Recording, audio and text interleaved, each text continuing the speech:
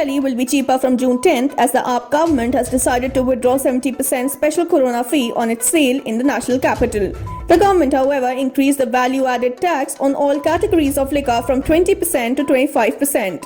The decision was taken at a cabinet meeting chaired by Chief Minister Arvind Kejriwal.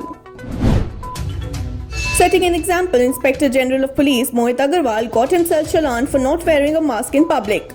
Agarwal asked the station house officer of Para police station to fine him for stepping out without wearing a mask. The SHO made the challan and handed over a copy to the IG, who paid ₹100 as fine on the spot. Hospitals run by Delhi government and some private hospitals will be reserved only for residents of the national capital, Chief Minister Arvind Kejriwal said today amid a huge controversy over availability of beds. At the same time, he said that Delhi will unseal its borders, which was sealed in the first place, thinking that our hospitals will be flooded with people from other states. A 30-year-old woman who was 8 months pregnant with a second child had complained of breathlessness due to rising blood pressure, died Friday after she failed to get admission in 8 hospitals across Noida in a span of about 12 hours, her family has alleged. Gautam Budh Nagar District Administration has ordered a probe into the alleged incident. The Foreign Ministry has said that India and China have agreed to peacefully resolve the situation in the border areas in accordance with various bilateral agreements.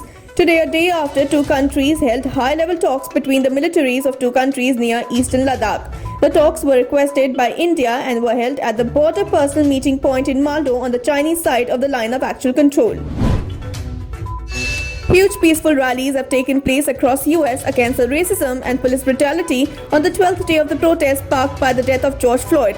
Tens of thousands of people marched in Washington, D.C. in the city's largest protest so far. Security forces blocked any approach to the White House. Crowds also demonstrated in New York, Chicago, LA, and San Francisco. Meanwhile, people paid their respects to George Floyd in North Carolina, where he was born.